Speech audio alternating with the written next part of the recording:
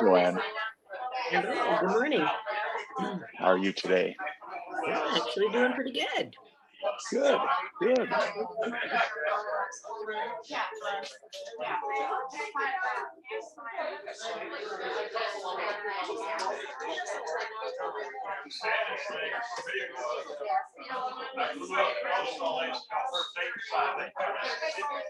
Noah's still closed down for you? Yeah, I don't think I'll go back to the building till February or March. Oh my goodness, wow. But they're starting to allow a little bit of travel, so we will see. There's the fall AGU, which I'm sure you remember, Oh, and then yes. and then we have the annual AMS meeting. So I'm not going to go to the AGU meeting, but the annual Meteorological Society is usually a good meeting to go to.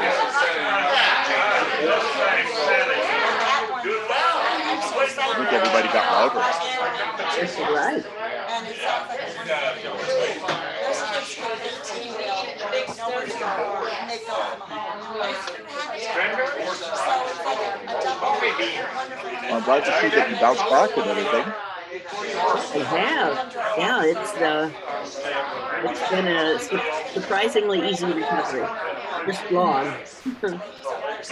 That's right. That's awesome.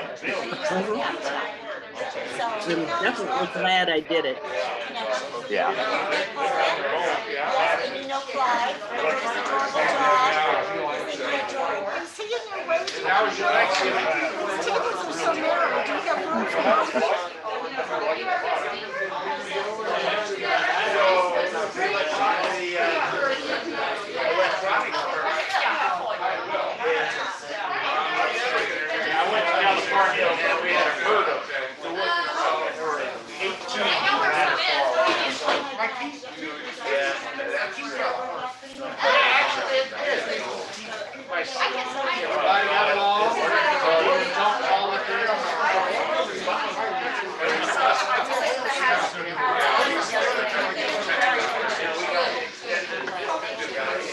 Everybody was on their best behavior.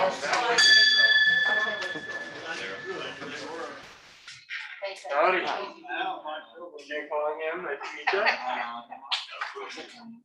Yeah, you want to sit down there, get it all ready to go. Take the seat in the meantime while you're getting that ready, and I'll get plugged in and go. All right, well, welcome to the club meeting, everyone. I believe it's December. Crazy. So that said, we'll get the meeting going. There's a lot of announcements today. So I'm gonna start the recording. Oh, I started it actually in advance, so everything you were saying. So a meeting's being recorded. It's going to be on the internet. It's on YouTube. If you guys look up our club on YouTube, you'll see our club meetings for the last 6 months almost. It's pretty exciting. Agenda today, I think that this is going to be flexed a tiny bit because we're going to get through the bell ringing quick, but announcements are long. We'll start with the pledge. Rusty, you start us today. I pledge allegiance to the flag of the United States of America. One nation under God, indivisible, with liberty and justice for all. 2. And we will go on and remain standing for the 4-way test of the things we think, say, and do. First, is it true? Is it fair to all concerned? Will it build goodwill and better friendships? Will it be beneficial to all concerned? And will it comply? Yay! Please be seated. Thank you. All right. So today, I think we might have some guests. The room seemed full enough to believe it was possible, but I think Colette is a returning almost member, and we have our speaker. So actually, not that many today that are not members. So, but that's good. Good showing. Online today, we've got Joanne, we've got Pete, we've got Angie, we've got Bob Groening, we've got Dave. Awesome. It's a good turnout today. Nice to see you all. All right. So we have a Rotary Minute today from Herb. So Herb, it's a sober May kind of Rotary Minute. So I'll let you come on up and tell us a little bit about what's going on. So the proposal is to bring up some coffee from Sogame. There's a little blurb on the tables. So we set up a coffee co-op, the first co-op in the community. It's a small community of about 300 people, something like that, all over the hillside. They're at about 6,000 feet and on the side of a mountain that goes up to 17,000 feet. So they wear a little white, the men only, wear a little white hat to recognize the fact that they get snow on the top of that mountain. So they are excited. Anyway, the name of the coffee co-op is New Sunrise Colombia. You can actually buy their coffee online at a Mas La Sierra, and the web address is here. I suggest you use PayPal and not a credit card to purchase the coffee. It's in Colombia. We propose to bring up 1 bag of green beans. That's 50 kilos, 110 pounds. Come up here by air. 2 days shipping to Denver for $380. Cost of roasting at Unseen Bean is Jerry's kind of a friend. Anyway, $2 a pound, so that's $220. You lose about 10% of the volume, so you're down to say 100 pounds. So the total so far is $1,000 for 100 pounds. That's $10 per pound or $7.50 for a 12-ounce bag. Last time we sold coffee at Christmas, we sold Panama coffee from a friend of mine. The brand is Alita. You can buy that now at Whole Foods, and it is exactly twice that price, $15 a pound. I mean, $15 for 12 ounces. I propose that we print the bags here so we can advertise both the coffee source and our club. So price-wise, it's okay. Is it a money raiser or not? I think that's up to the board, what you want to charge. The board should do it, but I think it's a great idea. Everything's in place except, and I'll need a little bit of assistance to fill the bags. So Jerry will roast them, put them in a big bucket, and then we fill the bags, 1 pound bags, take an hour or something. Jerry says bags should cost about $1. So we're up to what, $11 a pound. It is 100% organic. They've never used any fertilizer on nothing. They've never used any pesticides, herbicides on anything. They're 15 miles from the end of the road. It's, you remember those ads for the coffee guy, you know, and he's got his burro and he's bringing the coffee down the hill. That's exactly what you got. So here's a picture of the members of the community. These are called, they pick the beans, and these are called cherries. Then they dry them out. Got a picture here. And this is what their bags look like if you buy it. I have bought it online from them. Kristen has bought it online from them. And I hope I'm still got a minute or two. And the last page is what we have accomplished with our project in Silver. It's really significant. There's 60 families participating in the coffee co-op. Average increase in income is phenomenal, like $200 a year to $2,000 a year. Wow. We rebuilt 2 school buildings. They were literally falling down. Interesting story, but why they're falling down. They rebuild them, but they rebuild them using a Rocco building technique. So they have ownership of the building. We rebuilt the kitchen, school kitchen. because that was in bad shape. And the kids come from so far away that they have to have lunch at school. In that process, we trained about 5 young men who now go throughout the Iraqo nation and assist in building using the same techniques to other communities. We installed the first electricity in the town. It's a solar system, a 10 kilowatt system. And we purchased and installed some computers and a projector for the school to display their literature, their school materials developed by the Iraqi nation for the Iraqis. Neat thing. So that's an update. I vote we go buy coffee beans. We haven't bought officially yet. I vote we do it. How much would it cost to print a lot of that stuff on a bag with a rotary symbol on it that says our club? So it'll be fun. We can get that all done. We can't get all this information on there, but we can put our club name on there. We can put a link to a website. Yeah. I mean, a lot, we could put, you know, a lot of what you just said in just lines on the bag. Sure. It's and too put it small, out with our nobody can club read it. name on Yeah. I think that this is something, sustainability wise, this is something that we should go forward with, just because we help the community and now we are helping the community again, even though we're not giving them money per se. And I think that that's an important Rotary policy is to help sustainability. Well, the two foci of the initial proposal was improve the standard of living and improve the education of kids. That's the. Wonderful. Thank you so much, Verba. We really appreciate you putting all this work forward. Thank you so much. Oh, and that was a great Rotary minute. It was a couple minutes this time, but it was great. Reminder about cocktail hour.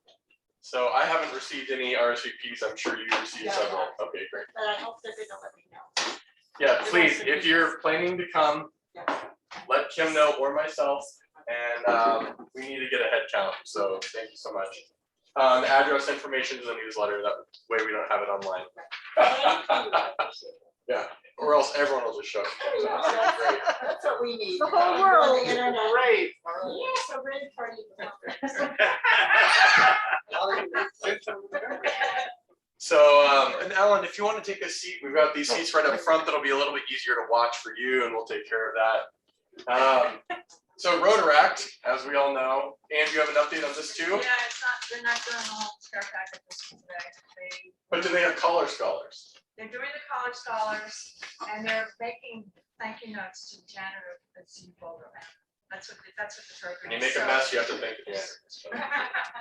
Well, so if you want to go for collar spring. scholars, yeah, if you want to go for collar scholars, that'll be today, and that's the those are the dogs in training for.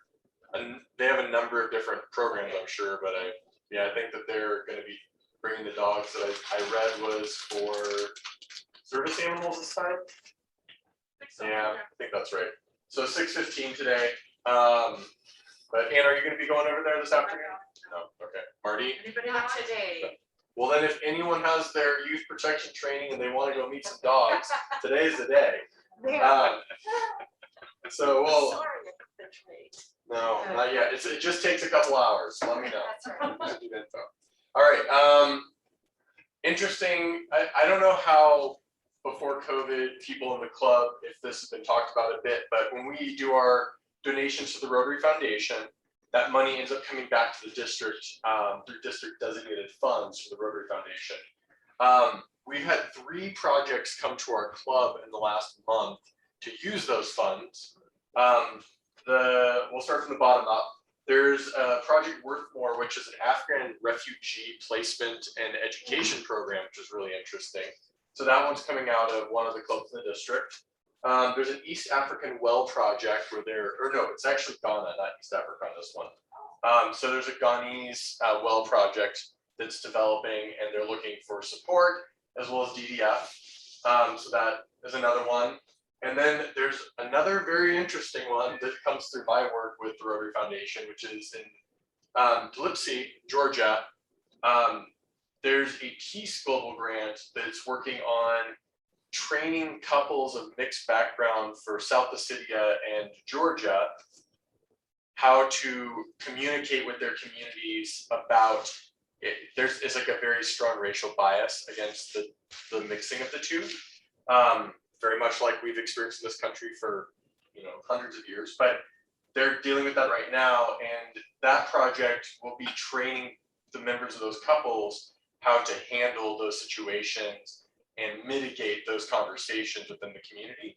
And giving DDF would secure us one travel spot, I think, to Georgia for free. So one member of the club would get to go.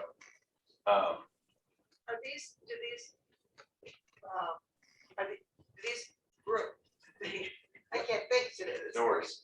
Do they want money or just DDF? Only DDF. Only DDF. Only We DDF. have a lot. We have a lot. So we have to get the exact, the DDF, when we donate as individuals to the Rotary Foundation, which is the international foundation, Right. they then give money back to us in the club and the district to be used on global grant projects. Basically, every dollar you give, you get $1 back over the course of 3 years. So we have a lot of money coming back because most of us give at least $100 a year, in which case we've got a lot of money that comes back every year. So what we want to see is how to use that money, because it's different than our fundraising money. But that money could go to any one of these projects here, or probably 2 of them. We could go all 3, but just depending, I think that, at least 2 of them. So. Can I ask you where in Ghana, because you're the girl that was. I don't know, they didn't give me that information. Because she worked on a project, the water project, probably for the one she started on, the men kept cutting the line. Oh, yeah, that's The line, the women get out the line. So, so she worked in another one and she got it to work. Yeah, so this is a proven NGO in Ghana. It's not, I apologize, people online, it's in Ghana, not East Africa. But yeah, it's a proven NGO that Rotary clubs have worked with in Ghana, and they have successfully installed and maintained projects there. So it's just a drilling project. Those wells typically last, usually 10 to 30 years, and it just depends. So yeah. So on the Malisi project, do they provide training for the people that go? That project in Georgia. They don't. What they will do is we would be considered a international club within the global grants. We would have some role in reviewing an MOU with the club in Georgia that's sponsoring this event. But you said there might be one travel. We will probably have one traveler. They would be going to review the project as like this is money coming from USAID, the federal government, to send a US person there to network. The fun part of this is that it's required to have about a quarterly meeting between our club and the Georgian club, and then a Rotaract club, so we would be able to pull CU's Rotaract club in, and we could do like quarterly, even monthly wine exchanges, where they actually, one of the people in South Ossetia, no, it's actually in Djibouti, they make their own wine, and they would be sending us wine, and we could send them wine, and like there's all sorts of other exchanges going on there, but we wouldn't be trained in the peace training. They would give a session on what that is. We would get some online understanding of what it is, but we wouldn't become a trainer. But we would learn about it, and then when we go there, it would be more of an exchange to make sure that there's that bond between. This is a USAID project to try to get the US Rotary clubs and East European Rotary clubs to have a stronger bond, especially because I'm pretty certain there's fear that, there's infiltration, culturally from Russia. I think that's really what it comes down to. I spent a week in Belize on a US government project. Oh yeah. It was a great time. Yeah. Great time. So I'll be going out there at least once next year for Rotary Foundation, but this would allow, they need DDF matching from a club in the US, and this could be an opportunity, and the USAID funding is allocating one traveler from the US, so the club in Georgia would decide which, match person that could be, but yeah. And how can Rotary get involved in that? So one of the major tenets of this USAID project is to have youth involved in Rotary. So there is one Rotary Club in Georgia, and then there's obviously many in the US, but what would happen is they would partner with Rotary clubs in the US, and if we were a DDF sponsor of this project, our Rotary Club would be able to be involved. They would get to communicate back and forth, kind of like virtual pen pal.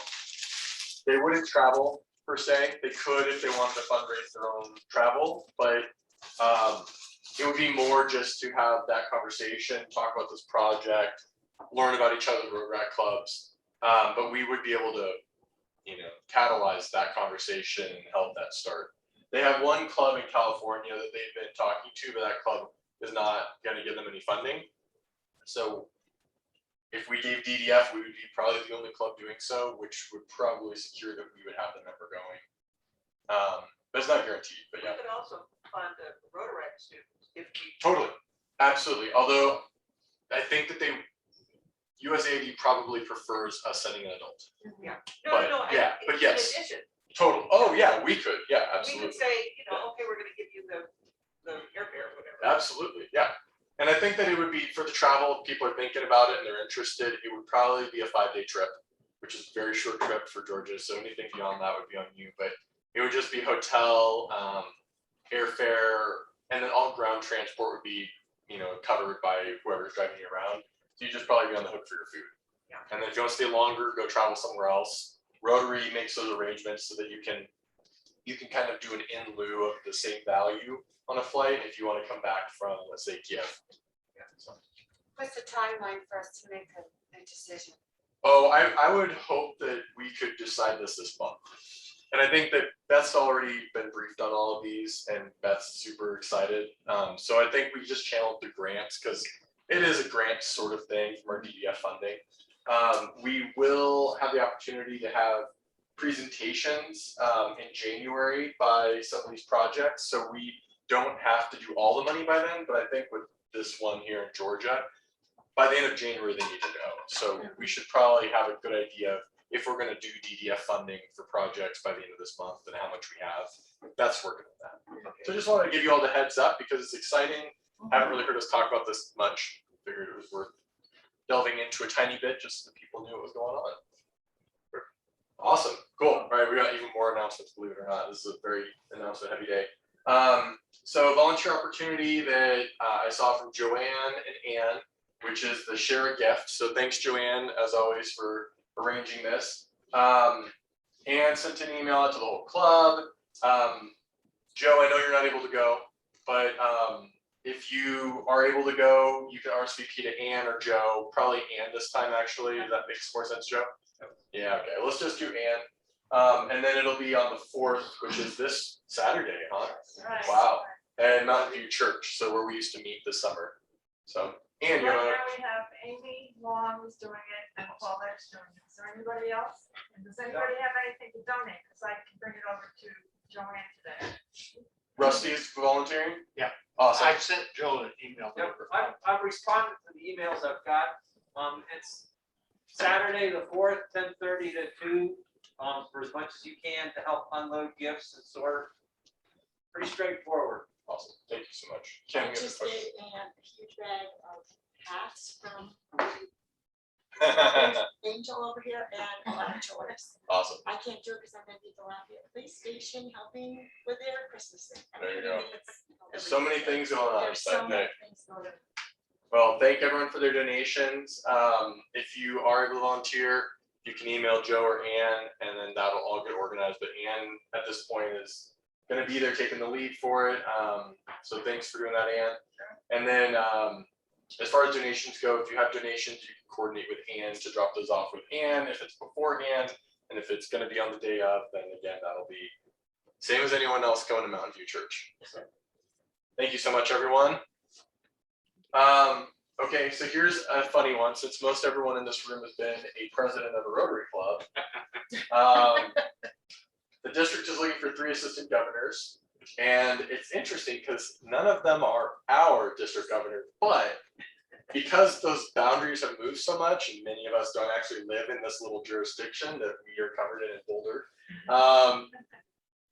there are 3 opportunities and 2 of which are nearby, one of which is in the mountains. So if anyone's looking to hang out in Summit County and Kremling a whole bunch, that one's open too. But yeah, the Erie, Meade, Platteville, and then the Broomfield, Arvada, Westminster, those ones are nearby and they're looking for assistant governors. So if anyone feels like in the next 3 years, it is a 3-year obligation, you're going to have the time and the energy, this would be a huge benefit to the district. So think about it. It really just is an organization of meetings and going to a couple more meetings with the governors as they come through.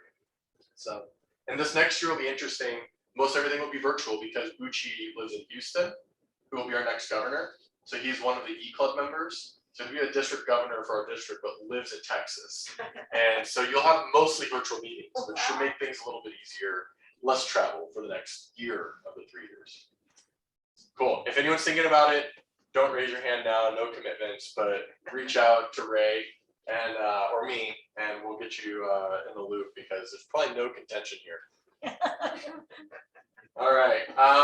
So we're on to Happy Bucks. So for those who are unfamiliar, Happy Bucks is a time where we express what we're thankful for.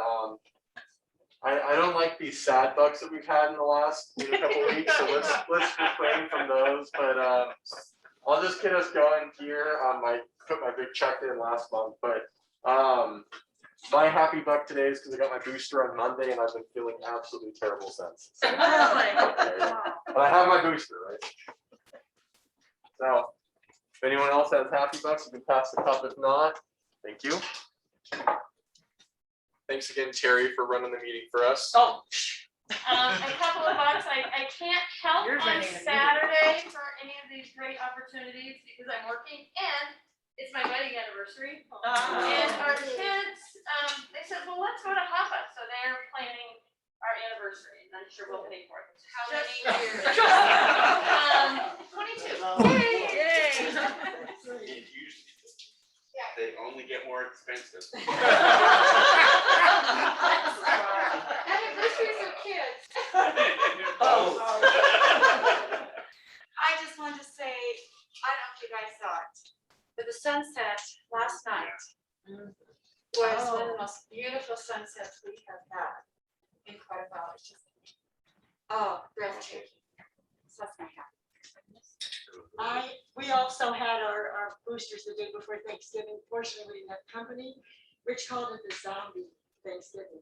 We were in bed by 7. We were so out of it.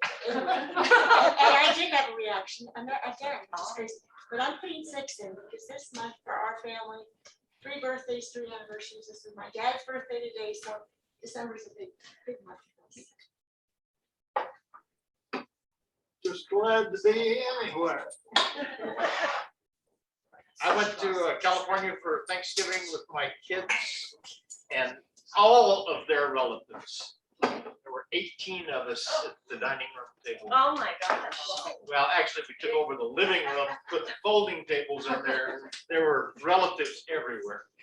And I'm feeling pretty good, so I'm assuming I didn't catch anything. There was one couple who are non-believers and did not have never been vaccinated. So we're all kind of watching each other and texting back and forth. How do you feel this morning? But it was fun. So I'm happy because I'm here. The whole month of November I wasn't here, so I really appreciate that. I saw my 93-year-old mother, who is a challenge, and my daughter. So that was great.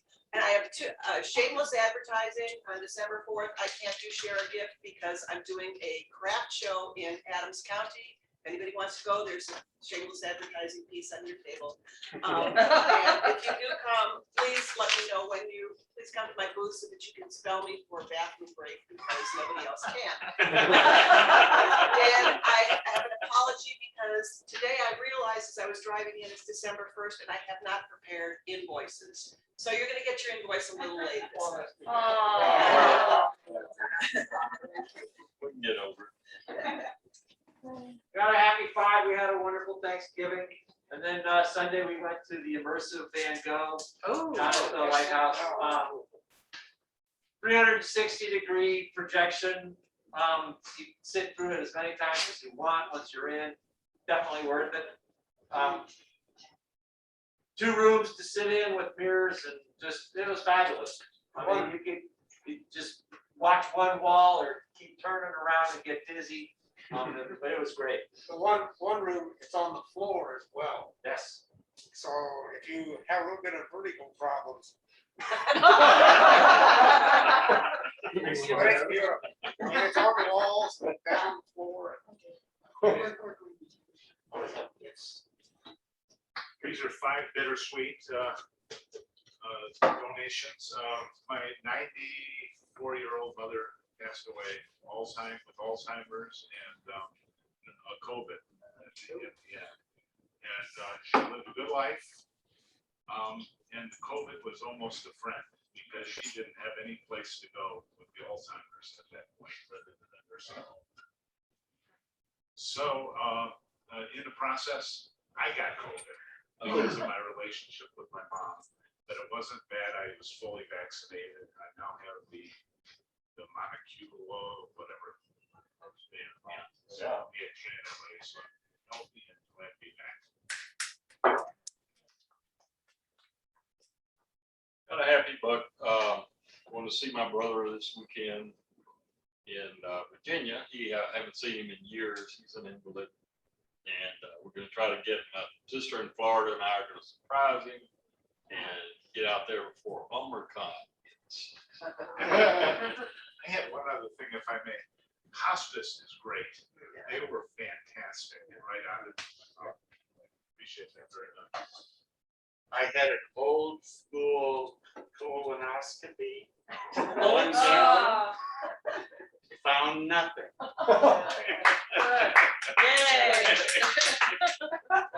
Worst. Magic, yeah. Yeah. Ellen has a volunteer opportunity, so I'm sure she wants to Yeah. tell. One of the Reels on Reels. We've got our 5. You don't need any more? Okay, sorry. Okay. So I want to thank Ellen for all the hats. Thank you. This is anonymous, by the way. Oh, it's anonymous. Anonymous Ellen It's hats. anonymous, Yeah, but apparently.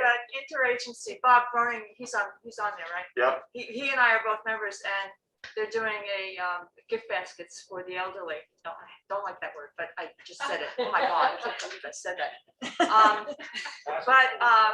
So the hats are going to them, 160, and then hats are going elsewhere. So that they really appreciate. They really appreciated that. I'm getting pictures. Oh, and Bob, if he goes to that meeting, I want to get a picture because we're saying that the hats are donated by Boulder Flatirons Rotary. Thank you. Thank you. Wonderful. It's anonymous. Does anyone online have any? Yes. Oh, Dave? Yeah, I'll Dave, donate a A few. little quiet. Let's see if I can. One second. Okay. Okay. There we go. Yeah, I'll send in a Okay. check and put in some happy bucks for just this morning. I was walking around a lake this morning at sunrise. It was glorious, and so Yeah. it's just a great way to start a day at seeing a beautiful sunrise like that. Awesome. Sunrise. Joanne, welcome back. Yeah, You have a happy Thank you. I'll send some money in. Continued healing. I'm just doing great. And thank you so much for helping out with Jarrett this Saturday. Awesome. Okay, and yes, I would be there, except that we went to Phoenix with my daughter and children for Thanksgiving, and I fell in a pond and sprained my ankle. So Oh, dear. I'm on the gimpy list, but I'll send some money in. And Joe, if I'm not too gimpy, I'll try to come over and help on Saturday if you need it. Thanks, Jeannie. Okay. So that you know, Jeannie Fetterman is working on our charter night planning right now, so we can thank her all for that. Very much appreciate Thank it. you, Jeannie. Wonderful. Well, thank you all for your happy bucks. Terry, you're the last one here. Give thanks. We got away and rented a condo up in Fraser near Winter Park. Just were lazy and enjoyed the time. And I have to say this for John's sake. John and Norris Norris started a turtle club. It's their coffee group that meets at 5:30 in the morning. And now they're starting FACs. But they do a Turtle of the Year award, so they gave me a Turtle of the Year award. So. It's hard to understand, but it's a big deal. Well, you'll have to tell us more about that sometime, especially Norris is here, and you can embarrass him a little bit. Yeah. I didn't embarrass John. So. And John, it's just so great to have you back too. I mean, Yes. Mary Beth gone last month, and you've been gone for a little over a month, so it's great to have you back. Thanks for being here. Well, that said, we're under our program, so I know that people have been hotly anticipating. You're our second conservative scholar, so we really much enjoy it. If Bill, are you going to do an introduction today? It'd be awesome. Yes, yeah. Perfect. We'll have Bill come up to do the introduction, and then I'll read it from here. So. Wonderful. So it's my pleasure to introduce our speaker today, Alan Kahan. He received his PhD in history from the University of Chicago in 1987 and is currently professor of British civilization at the University of Paris, Saclay. He has been living in Paris and eating fresh croissants for breakfast 5 days a week since 2007. Somebody's got to have this part. Yeah. Previously, he was professor of history at Florida International University in Miami. He is currently working on Liberalism and Incomplete History, which will be published by Princeton University Press. For the academic year, Alan is a Benson Visiting Professor of Conservative Thought and Practice at the University of Colorado. So welcome, Alan.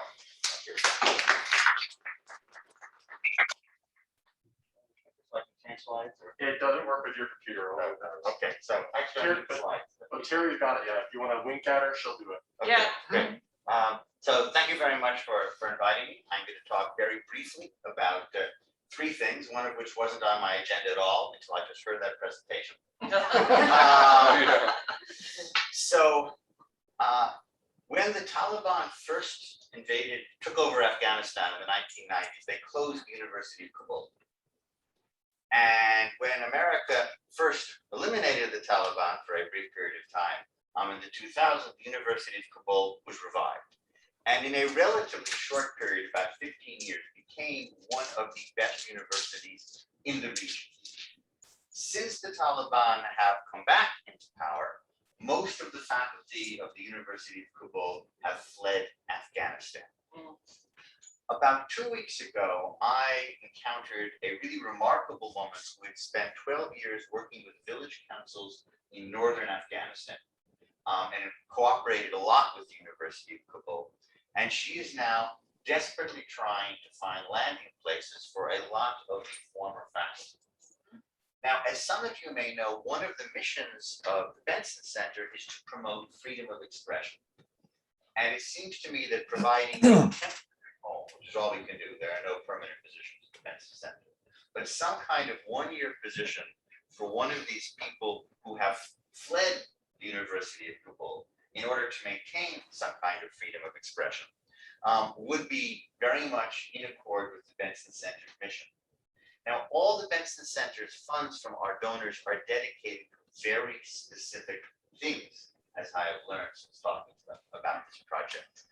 So money would have to be raised with the cooperation of our normal donors, other university departments, and perhaps with the Rotary Club's DDF fund to help provide even a one-year position for one of these people who have fled the University of Kabul. I've spoken to the woman leading this project about it. She said these people are desperate. A one-year position at what from the university's point of view would be a relatively low salary, something like $40,000, $50,000 a year, would be a lifesaver for these people, all who come with families, naturally. So if there be any possibility of partnering with Rotary on this, please let me know. I've just begun to try to organize this. I have no idea if it's possible, but I'd love to make it possible with your help, if we can. So what I originally came to talk about were two things. And the first is one of the reasons why I decided to come here for a year after spending 15 years eating croissant fresh every morning, which are unfortunately just not really available in Boulder. And no baguettes either. So, I mean, I know from experience that much of what you read about France in the American press is completely exaggerated or just wrong. So I figured it's probably kind of vice versa too. I've been reading all kinds of horror stories about politicization of American campuses, suppression of all kinds of opinions, lack of diversity of ideas and thoughts, et cetera, and I thought this is probably greatly exaggerated. Maybe it's true at Harvard. It's not going to be true at a place like CU Boulder. It's all true. It's been really appalling and shocking to me. I taught in the United States for many years before I went to France.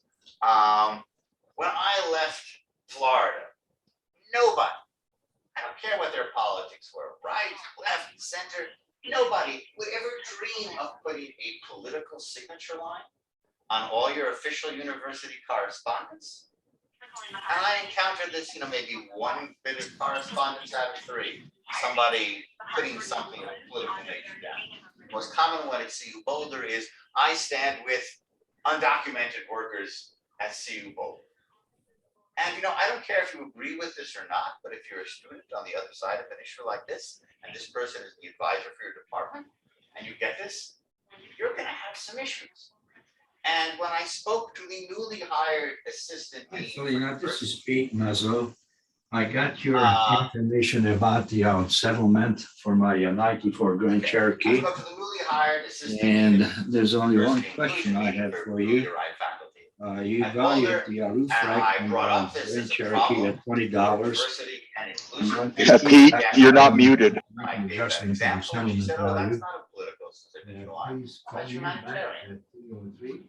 Now, again, I don't care what your politics are about this issue, but that is a political signature No, line. the claim number is And the fact that this person who's designed to be there to help for diversity and inclusion didn't recognize it shows what kind of bubble Once people again, 303 and the way 24. they have become, Thank you. without Bye-bye. knowing it, completely politicized in all kinds of ways that, as I said, just were not part of my university experience 15 years ago at a large public university, similar to CU Boulder in many ways. Not quite as good, but nevertheless, pretty similar.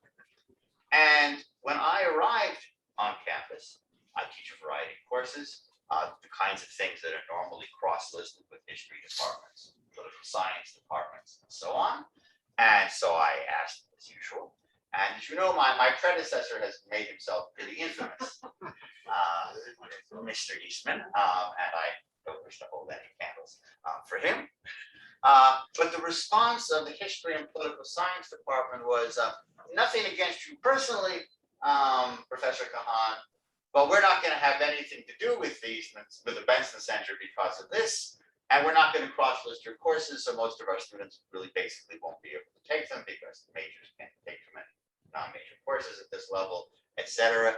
So, we're going to, for our political views, which again have nothing to do with your political views, Mr. Kahan, deprive our students of the opportunity to take your courses. And I was utterly shocked by this kind of attitude. And I wrote them a very nice letter saying, I don't mean to be immodest, but I am one of the leading scholars on Alexis de Tocqueville in the world. And I'm offering a seminar on Tocqueville. And don't you think it's a mistake to deprive your students of this because of whatever? And they said, sorry. So I have spent the last semester spending much of my time, in fact, attempting to rebuild bridges between the Benson Center and the rest of the university. And I'm happy to report that in this, I've been relatively successful. My courses will be cross-listed in the spring. But regardless of this kind of success, it's been horrifying to me to see to what extent education has taken on very, very strong political, ideological components that fit with all the horror stories. And so one of the purposes of my position is indeed to try to bring a certain amount of intellectual diversity to the campus. And I wasn't exactly sure that was needed, but it's like a nice opportunity to see the mountains instead of having the croissant. But now I'm sure, yeah, it really is needed. And that the kind of role that the Benson Center plays and some other institutions like it, other universities plays, really is important. And that this really is a fight. And it's particularly important because unfortunately, it is the youngest people, and I'll make no distinction here between right or left, it is the youngest people in the university who are the least tolerant and who most live in bubbles, which they have no interest in seeing. Like that new assistant dean for diversity inclusion was a woman of 35, 40, relatively kind of person. So that's been a really eye-opening in a somewhat unfortunate way experience for me here. Although I shouldn't have been that surprised, given my own work. Not because of the news stories, because news stories are news stories. But because in fact, part of my work in the past has been about why intellectuals, among whom are academics, have, for the past 150 years, typically been really hostile to whatever they perceive as having to do with business, with capitalism, with this kind of thing. And so I thought very briefly, I'd give you what I came up with an answer to this question, which first bothered me when I was in Florida. I was in a history department, and I heard lots and lots and lots of colleagues coming to give talks. And they would always use phrases like bourgeois, as capitalist. It was always negative. And I'd ask, are you Marxist? Oh no. So why are you so negative about, all these kinds of people? Well, the answer was, isn't it obvious that these are bad people and bad things? Must be moral, nasty being. And obviously the answer to that question is no, it's not obvious, except to people like you. And so now we can talk about my slides, which sort of summarize the book that I wrote some years ago called Mind versus Money, the War Between Intellectuals and Capitalism. I didn't design the cover, so I can say I think it's a really great cover. That's Baudelaire up there representing mind, and that's a painting of the New Orleans Stock Exchange. So on the bottom, representing money. And then the Italian translation, I think, is an even better cover with these, cover with these revolvers, with little pen tips coming out at the end of them to symbolize what's going on. So if you have my next slide, please. So very briefly, academics love definitions. When I talk about intellectuals, who do I mean? I mean academia plus bohemia. All these people with PhDs who teach at universities, plus writers, artists, TV directors. When was the last TV show you saw in which the businessman was the hero? Not very many. Not to mention the stockbrokers, bankers, etc. They're very much part of the intelligentsia. Also, not all intellectuals do this kind of stuff. I had a plumber in Florida who was most definitely an intellectual. So you may remember there was once a famous Supreme Court decision, and they had to decide what was pornography and what wasn't. And one of the justices of the Supreme Court, Potter Stewart, says, well, I can't define it, but I know it when I see it. Well, intellectuals, even if you don't like my definition, you can't define it. But when you hear one, and you talk for 5 minutes with the person, and you kind of get an idea because we talk. Okay, so next slide, please. And intellectuals play certain kinds of roles. We are what I call, get out of the way of my pretty picture, a pseudo clergy. We preach. We like to preach. It's one of the things we do. And the Republic of Letters is in fact a church. And there's one of my colleagues. We've left the church now, at least in any formal sense, most intellectuals have. But we still like to preach. We still like to give moral lessons, which mostly have to do with how we do capitalism and how we do business. But that's not our only role. That's fairly common. There's that case. Get my next pretty picture. We're also very much a pseudo aristocracy. Richard. We kind of wish we were oppressed. That line, "The White Nigger," comes from a bestseller by Norman Mailer in the 1950s, the American best-selling author, in which he said basically, "I wish I was black, because then I could know I was fully oppressed and fully an outsider." You want to be black in the 1950s? Right? But if we can't be truly oppressed, we'll settle for being the revolutionary band. Because we have to play this sort of special role in which we're just sort of outside and above the ordinary system. And this may sound kind of dubious to you, but think about what the next slide says, please. Tocqueville knows everything is my general principle of life. And so this is what he says. He says, in aristocracies, it's not exactly work itself which is despised, but work with an idea to profit. Work is glorious when inspired by ambition or pure virtue. The notion of profit remains distinct from that of work. The two may go together in fact, but tradition denies that. In democratic societies, the two notions are always visibly united. And the desire for prosperity is universal. All see clearly that it's profit which is not wholly, then partially prompts them to work. Now, by this definition, none of my colleagues live in democracies, and we're all aristocrats. I have never met a university faculty member who says, "I do this for the money." Right? Never. Part of this is because they're right. But they simply, why do we do this? Oh, glory, ambition. We want to become, in our tiny little fields, really famous, renowned, all these good aristocratic traits. We never, ever admit we do anything for money. And that's a really aristocratic thing, and actually not a really good thing, because it leads us to despise those who do admit they do things at least partially for money. Yeah, I'm in business because I'm really interested in this stuff, and I'm also in business to make money. And what's wrong with that? Nothing, unless you're an intellectual. Because it shows you just have the wrong motivations, and you have, for intellectual phrase, sold out. Next slide, please. So the bohemian spirit, which all intellectuals possess, autonomy above all, tenure for everyone. If you are doing something for money, are you a sellout? Intellectuals like to talk about people who have sold out. If you work for Goldman Sachs, obviously you've sold out. What have you sold? You've sold your autonomy.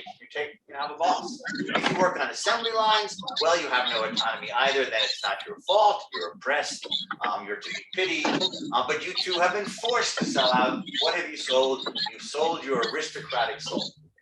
You have ceased to be, an intellectual, or possibly an intellectual, or at least an autonomous person, in good stead. So therefore, something wrong. Next slide.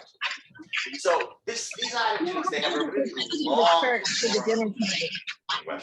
Intellectuals can just vent them out cold long. And I summarize them in what I call the 3 don'ts. Don't make money, just have it. Greeks and Romans, don't have or make money, give it away. From one strand of Christianity, don't make or have more money than I do because it's not fair. That's the most recent democratic don't. Have next slide. I have pictures to illustrate these. One in the wrong place. Hold on. We get the pictures later. So the result of all this, I'm running out of time, is that intellectuals are a kind of permanently alienated elite in our societies, which is continually critical. And it's not so bad to have people who criticize things on moral grounds from time to time.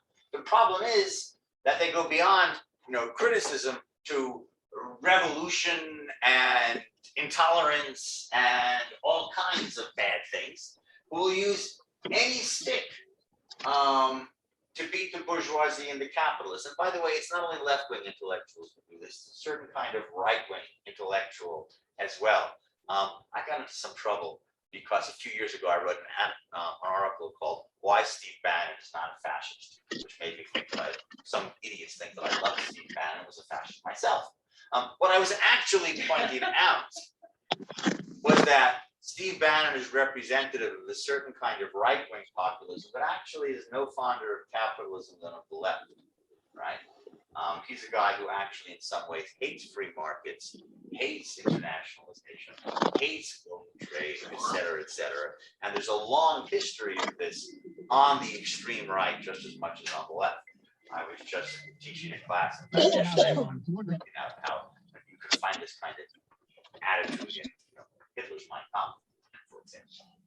Okay, next slide.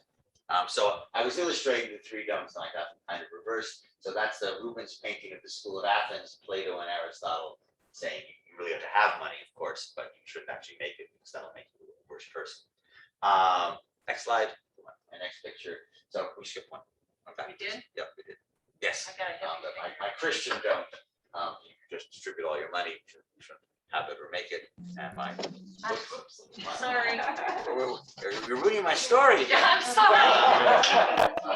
And that's Rousseau saying, we should have everything be equal. So, okay, we can move on to the next. But the point here, and the Rotary Club is a perfect illustration of this, right? Is that what, capitalist ethics, and this is my attempt to sort of reconcile intellectuals with business, is that what charity is involved with is not giving people fish and feeding them, which is a very traditional conception of charity. You see a poor person, you feed them. But it's much better to give them a net, right? To help them set up a business, to make them self-sufficient, et cetera, et cetera.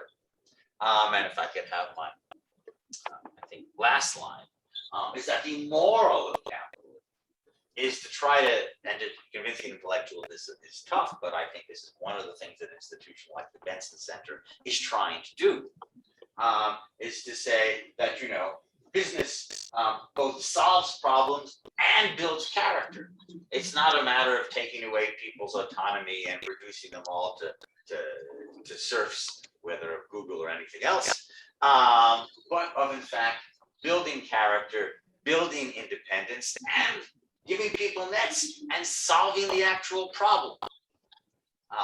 Unlike what the nicely dressed guy sitting in his chair is actually doing when he's contemplating, joining the Revolutionary Vanguard or becoming a white nigger or whatever else it is. That's fine. So this, the bad stuff here explains some of the attitude that I've found, unfortunately, coming. And the good stuff here explains what I, and on a certain level, I think the Benson Center as a whole is trying to do about it. So thank you very much for your attention. That's the end of my little presentation. If there are any questions about either croissant or Afghanistan or any of this, I'll be happy to.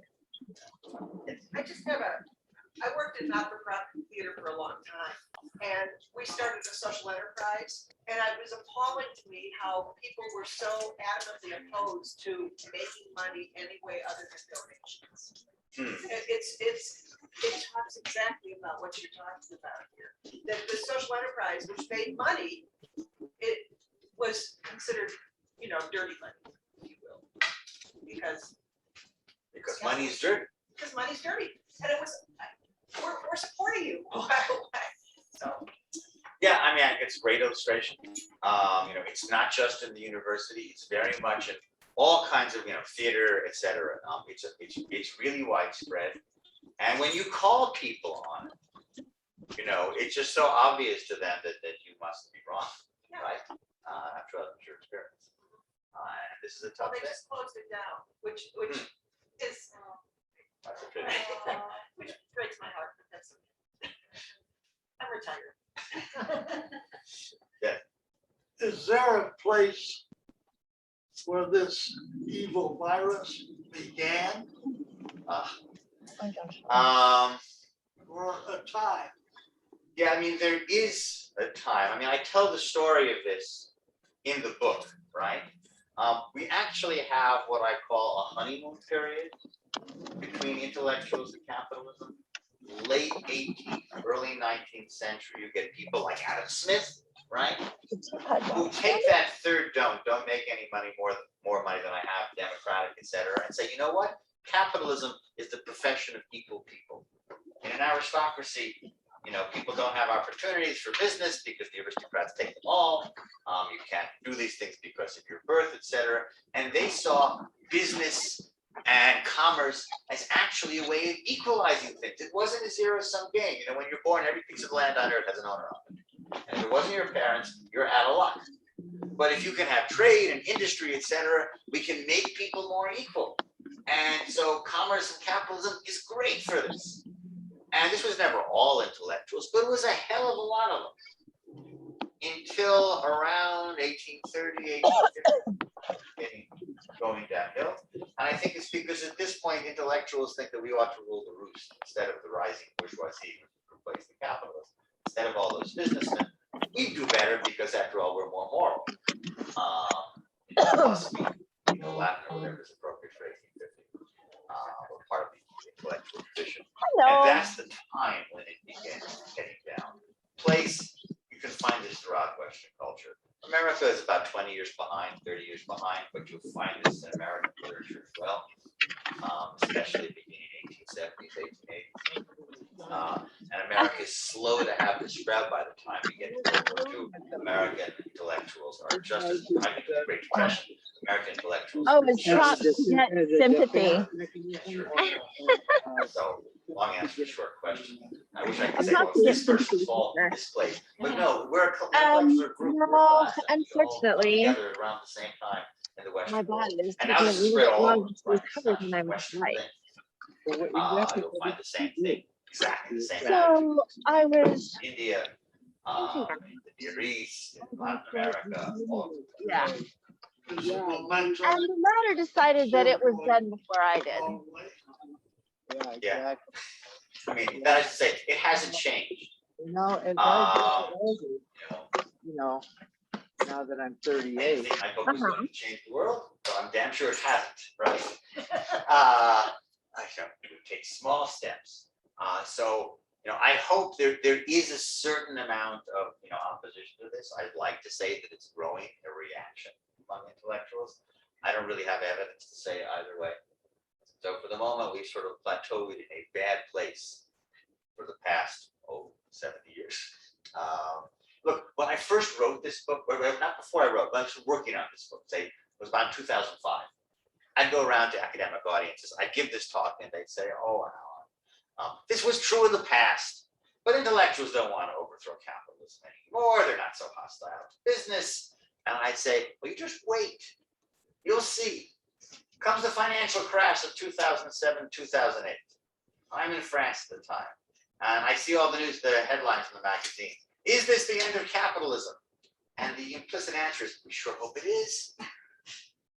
And the American magazines were the exact same way. So intellectuals are always a reserve army of hatred for business.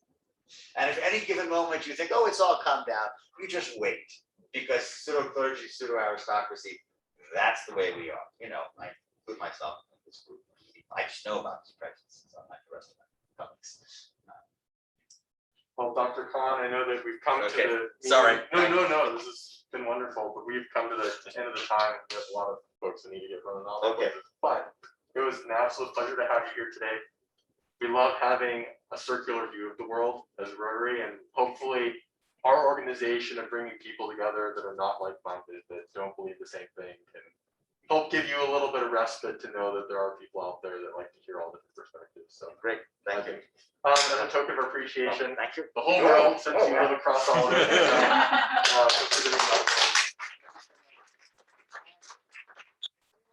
in touch with me about Afghan faculty. Bill has my email. You should look at our website because we have a grant proposal there, and Okay. I think that this is a perfect grant opportunity. Great. Okay, thanks very much. Yeah, absolutely. Wonderful. Thank you so much. Thank you.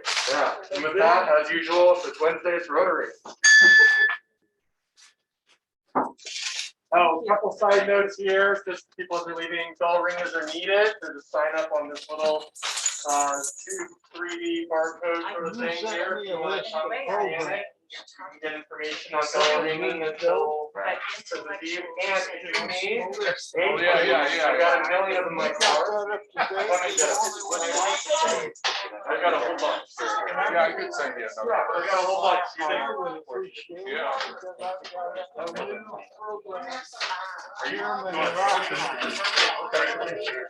Hard. I would like to do for that. Okay.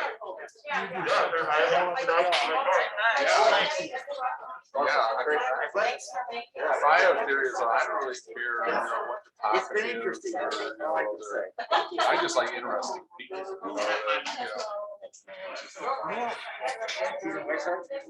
I just don't want to hear life coaches every week. People trying to sell me. Amen. Yeah. Hey, were you happy for your Oklahoma State? That was a great game, wasn't it? That was a great game. Okay. Oh man, I thought they were going to blow it at the end. Yeah. And when I was going there, I had some issues with my Oklahoma daughter. rule, they had Yeah. a 49